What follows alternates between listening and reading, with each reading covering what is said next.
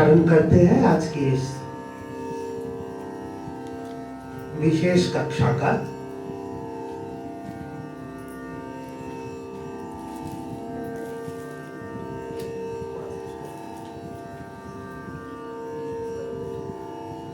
विशेष कक्षा इसको इंग्लिश में मास्टर क्लास भी कहते हैं। ये कॉन्सेप्ट साथ बैठने का, साथ सीखने का, ये बेहद जरूरी होता है मेरे ख्याल से। मुझे लगता है कि ये एक अच्छा वक्त होता है कि जब हम लोग साथ बैठ करके कुछ ऐसी ही चीजें सीखें जो कि छोटे और बड़े सबके लिए समान रूप से उपयोगी है। तो जैसा कि हम लोग अपने अपने क्लासेस में ख्याल सीखते हैं, ठुमरी सीखते हैं, भजन वगैरह के लिए उतना समय निकल नहीं पाता है क्योंकि क्लास में बहुत अच्छी तरह से राग संगीत चलता है, होना भी चाहिए। राग संगीत आएगा तभी तो बाकी कुछ आएगा।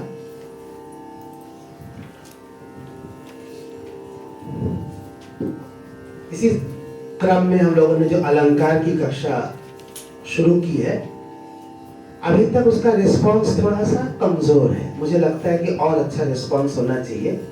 सुबह 10 बजे नहीं आ पाते हैं लोग, या उन्हें लगता है कि घर से ही कर ले, क्या बुरा है। सवाल इसका नहीं है।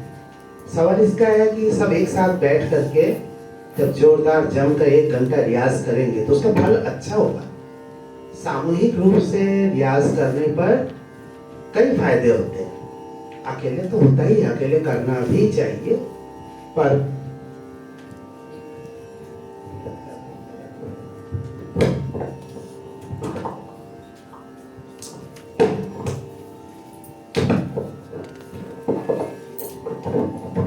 अकेले अच्छा तो होता ही है,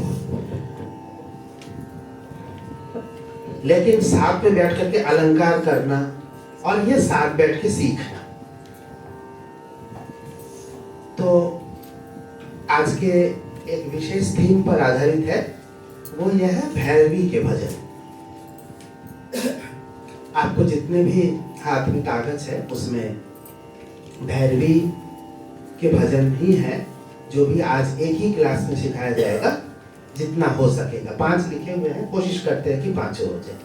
इसमें से ज्यादातर आपको आते भी हैं, अगर नहीं आते तो सुना तो ही है, और जो नए आए हैं बिल्कुल उनके लिए थोड़ा अलग भी है। भैरवी के भजन की आवश्यकता कई कारण से पड़ती है। पहली तो ये कि हम अक्सर जब भी कार्यक्रम समापन पर होता है तो ये माना जाता है कि भैरवी से समाप्त किया जाए। ये बनारस की एक विशेष परिपाटी है कि कार्यक्रम के समापन में भैरवी के भजन से समाप्त किया जाता है, उसको वाइंडिंग अप करके खत्म कर दिया जाता है। तो जब भैरवी के भजन की आवश्यकता पड़ती है, तो जब भजन की आवश्यकता पड़ती है क्योंकि हम लोग अलग अलग मंदिरों में बहुत कार्यक्रम करते हैं, या बनारस में मंदिरों में कार्यक्रम होता है, तब कहीं रामचंद्र जी की मूर्ति के सामने हो रहा है तो निर्धन के धन राम हो जाए, चाहे भजिए श्री राम नाम हो जाए। तो कभी संकट मोचन चले गए तो वहाँ पे हनुमान जी का भी तो होना चाहिए, तो एक हनुमान जी का ही भजन है। कभी कृष्ण का हो गया, कभी माँ का हो गया, कहीं कुछ भी नहीं हुआ तो निर्गुण हो गया। तमाम तरह की भैरवी की चीजें होती हैं। भैरवी में दादरा होता है, ठुमरी होती है। तो इस तरह से जो अलग अलग प्रस्तुतियां भैरवी की होती है वो हमेशा हम लोग को जरूरत पड़ती है। दूसरी बात यह है कि भैरवी एक ऐसा राग है जो गाते ही छा जाता है, इधर गाया और उधर छाया। ये वजह यह है कि भैरवी तुरंत लोगों को अपने आगोश में ले लेती है, और ये आगोश में लेना सब रागों के गुण में नहीं होता, बहुत कम ही रागों में होता है। और उसमें भी भैरवी के साथ खासियत यह है कि उसके रंग बहुत अलग अलग आते हैं। कभी लगता है कि ये भी भैरवी है, अच्छा वो भी भैरवी है, थोड़ा थोड़ा फर्क से काफी अलग मजा आने लगता है। अब जो भैरवी हमारे यहाँ प्रचलन में है उसमें 2 तरह की दिखती है, एक सिंधु भैरवी जैसी और एक आम भैरवी जैसी। आम भैरवी से मेरा तात्पर्य है जिसको हम लोग शुद्ध भैरवी कहते हैं। शुद्ध भैरवी में तो रेगा धानी कोमल होता है, लेकिन जो आम प्रचलित भैरवी है उसमें शुद्ध रे का बहुत बाहुल्य होता है। कई कई तो ऐसी रचनाएं होती हैं जिसमें कि शुद्ध रे ही रहता है, कोमल रे लगभग नहीं के बराबर दिखता है, और आप पहचान भी नहीं पाते कि भैरवी हो रहा है, तो ये कहाँ से मतलब गायब हो गया। कोमल रे तो होना ही चाहिए, रे गा धा नी चारों कोमल है, और चारों कोमल पे मालूम चला कि रे शुद्ध ही ज्यादा लग रहा है। तो आजकल जो प्रचलन में है उसमें शुद्ध रे का प्रयोग बहुत ज्यादा होता है। जैसे अब हम लोग एक भजन हमारे पुराने लोग जानते हैं,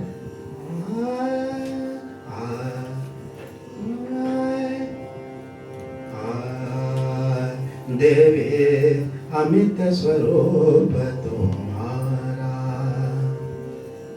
आश्चर्य होता है कि भैरवी है, अमित स्वरूप तुम्हारा। यह ज्यादातर लोग उसको बहुत बार सुन चुके हैं। जब जब संकट पड़ा जनों पर, तुमने दुख निवारा, देवे अमित स्वरूप तुम्हारा। कभी हारमोनियम इसको बजा के देखना, कोमल रे पढ़ता ही नहीं है, पूरे भजन में कहीं नहीं है, और है भैरवी में। शुंभ निशुंभ भय तब तुमने फिर अवतार लिया, उनको और सेनापतियों को तुमने मार दिया। पधर शुद्ध धकार है, उसमें अमित स्वरूप तुम्हारा, ग सा गा म प ध प ग प म ग सा ध सा। कहीं पर शुद्ध रे के अलावा कोमल रे आ ही नहीं रहा है, लेकिन बहुत सारे में ऐसा नहीं होता है। शुद्ध और कोमल दोनों यहाँ जाए, यहाँ समय से आगे सीधे तब बगल में रखी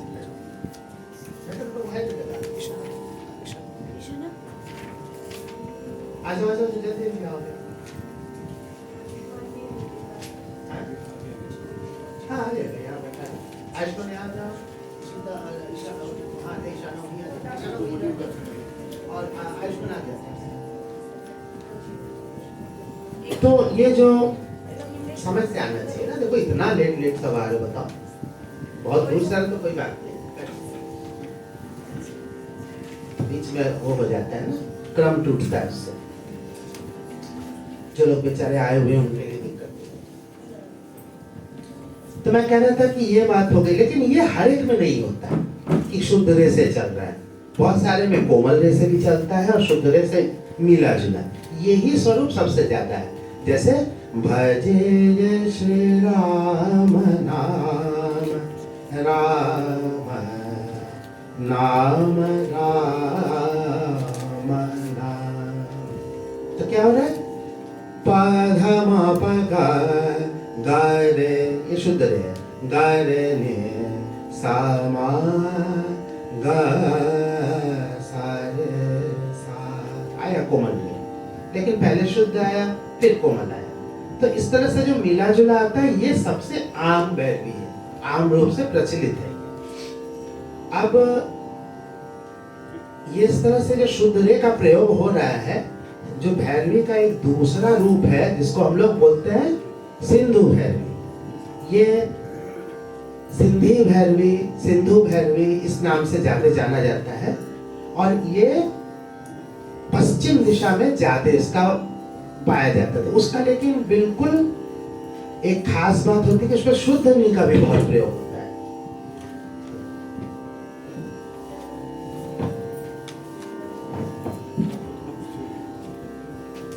शुद्ध नी का प्रयोग होता है। हाँ? तो पदने सा नीने सरद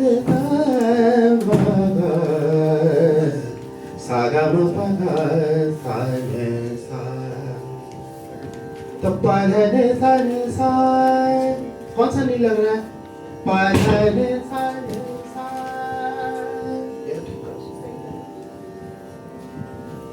पधने, ये शुद्ध नी से चल रहा है। एक तो लोग समय से आते नहीं, उसे बड़ी दिक्कत हो जाती है। हाँ, इसके बाद तो बंद कर, गेट क्लोज कर देते हैं अगली बार।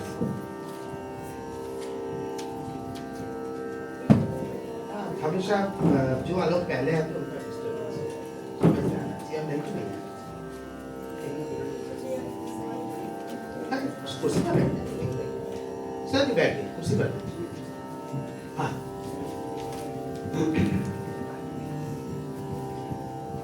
तो इसमें क्या हो रहा है? पधने सा ने सा ने ने सर दे, फिर ने ने सर ने ने, फिर कोमल नहीं आ रहा है। ने ने सर ने द पा ग सा ग म प ग सा ने सा, शुद्ध पधने सा ग न सा। इसमें सा कोमल रे बिल्कुल गायब और शुद्ध नी बहुत ज्यादा। यदि बाजे बधैया चलो सखेरा, तो थोड़ा वो किरवानी की ओर जाने लगता है। सारे गा मा पद पधने सा गा न सा ने पधने दा पा। तो लेकिन किरवानी में कोमल नी का प्रयोग नहीं होता और उसका चलन थोड़ा अलग पड़ता है। रे गा मा पा गा सा गा मा गा सा धा सा ने सा। तो इसमें शुद्ध नी बार बार आता रहता है। पधने सा ने सा, ओ मोर राम जिया नहीं माने बलम परदेस गए। तो ये सिंधु भैरवी का है, ये तो बिल्कुल अलग है। तो अभी हमने ये देखा, और एक होता है एकदम शुद्ध रूप से कोई भी मिलावट के बगैर देसी घी की तरह शुद्ध भैरवी। तो शुद्ध भैरवी में एकदम जैसे कि सारे गा मा संग जटा में बिराजेगा, कोई शुद्ध रे नहीं, कुछ नहीं। तो भैरवी है तो यही, लेकिन ये भैरवी लोग जानते नहीं है। जो आम भैरवी शुद्ध रे के साथ इस्तेमाल होता है वो सबसे ज्यादा है। और जो एक और बताया मैंने जिसमें कोमल रे लगता ही नहीं है, केवल शुद्ध रे से निकल रहा है, लेकिन बाकी स्वर भैरवी के गा धा नी कोमल है, तो ये चल रहा है। और जो एक चौथा बताया वो कौन सा था? जिसमें शुद्ध नी का प्रयोग हो रहा है। तो पधने सा फिर ने सर ने द पा सा गा मा पा गा सा ने सा। ये सिंधु भैरवी का अपना रूप है। ये नहीं समझना चाहिए कि इसमें विवादी स्वर का प्रयोग हुआ, ऐसा नहीं है। सिंधु भैरवी है ही ऐसे। और हमारे हिसाब से शुद्ध रे को अब भैरवी में विवादी स्वर मानना नहीं चाहिए, क्योंकि इतना ज्यादा जो प्रयोग हो रहा था वो विवादी रह ही नहीं गया। हाँ, अगर शुद्ध ध का प्रयोग हो रहा है, जैसे शुंभन शुंभ हुए तब तुमने फिर अवतार ने धा पा धा, ये तो शुद्ध ध है ना। ने धा पा धा मा पधने धने धा पा फिर अवतार लेला। यहाँ पे जो शुद्ध ध का प्रयोग हो रहा है वो विवादी के नाते है। खैर, ये सब बातें हम इसलिए बता रहे हैं कि हमने यहाँ पर जो चुना है वो थोड़े अलग अलग टाइप के भैरवी के हैं। तो हर एक में तुमको कुछ ना कुछ दिखाई देगा कि एक ही डाग में होते हुए भी एक तरह का नहीं है। तो मंगल मूर्ते मारुति नंदन सकल मंगल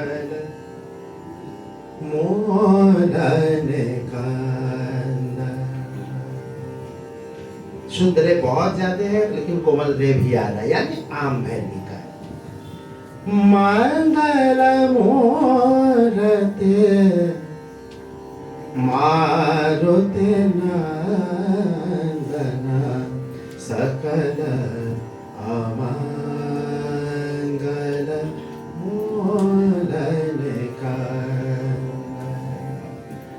उसमें घुस जाओ जहाँ पहला वाला भजन लिखा है, दिखाई दे रहा है, एकदम स्टार्ट में ही है। आओ आओ आओ आओ, हाँ बैठो, इधर बैठो, अरे ऊपर बैठो, बैठो बैठा, निधि वहीं बैठ कर से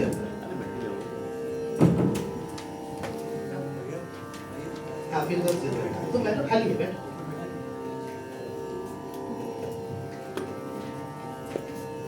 मंगल मूर्ते मारुत नंदन सकल सारे ने, स्वरों को देखते चलो तभी सब पूरा मजा ले पाओ।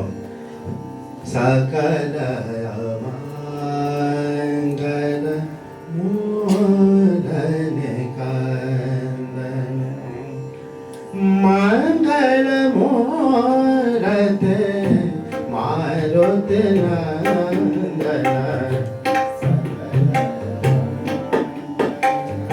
मूर्धन कंदन मंगल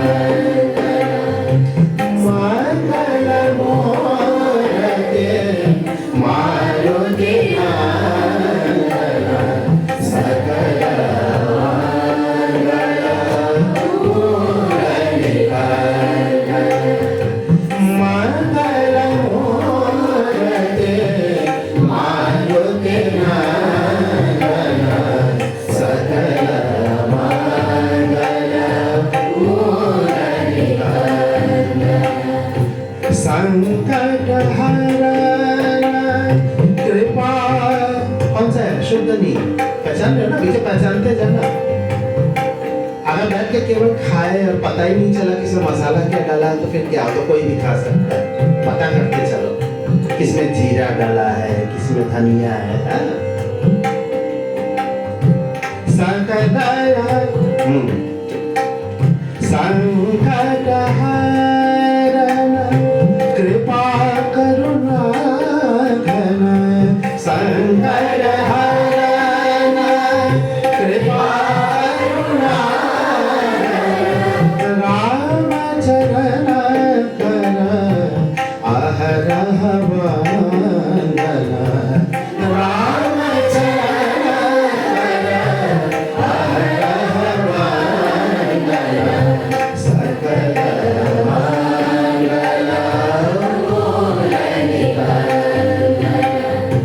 संकट हरण कृपा करुणा घन, संकट हरण कृपा करुणा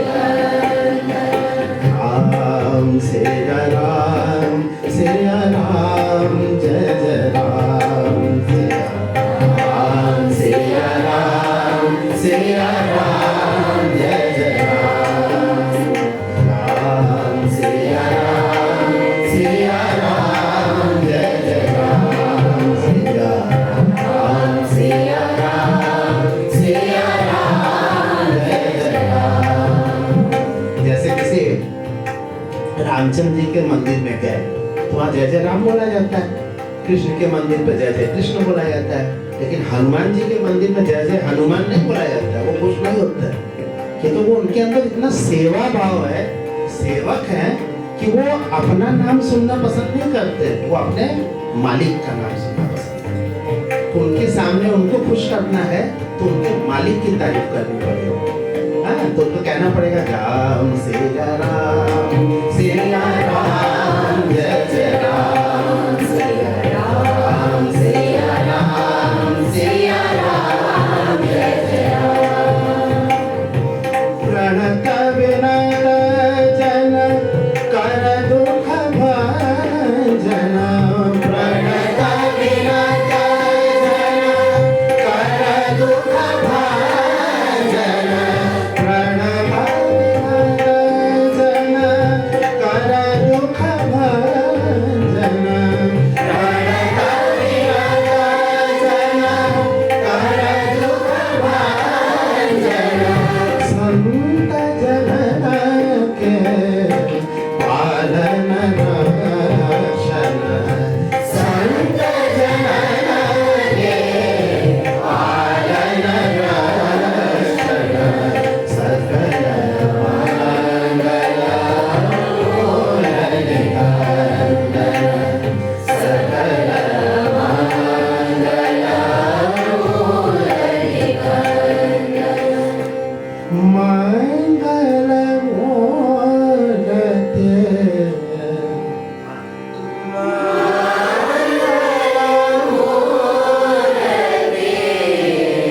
मंगल मूर्ते